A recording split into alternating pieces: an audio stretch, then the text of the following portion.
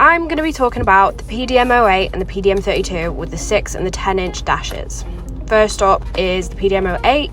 This comes with a 35-pin amp connector with gold-plated pins, a CAN extension cable and a USB cable. And that little orange thing is called an amp power connector.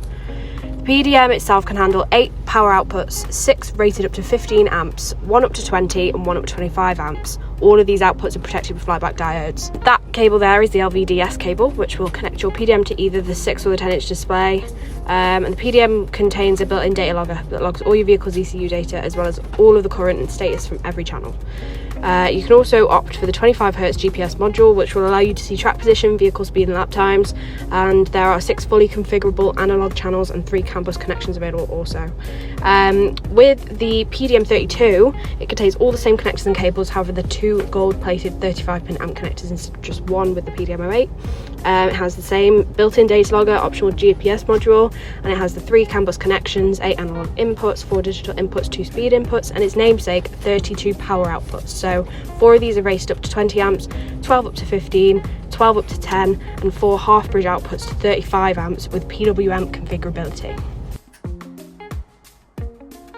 PDM dash, these are specific to the PDM range and won't work standalone, but they're hugely beneficial in displaying all your data from your unit. This is the 10-inch dash. It is huge, definitely some good weight behind it. However, using a PDM and a dash actually cuts down your wiring loom by around 2/3, so it saves lots of weight and improves liability.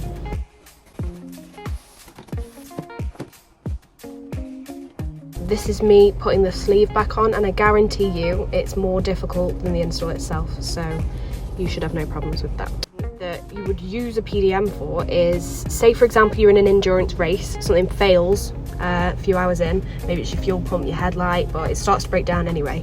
With the PDM, you can build a configuration inside that can monitor the current going to all your different devices on the car and set thresholds. So if the current steps outside of this threshold that you've set, you can configure the PDM to display an alert on the display, let your team know back in the pits, and they can have the parts ready for a quick fix, and then you get straight back out on track. A lot of people have all original dials and clusters that they don't want covered up with modern tech, so they opt for just a PDM with no dash to keep the aesthetic of the original classic or vintage car. Let us know if there's anything you'd like to see next. You can find us on Instagram, Facebook and TikTok at Aim Technologies. Drop us a like or comment and don't forget to subscribe.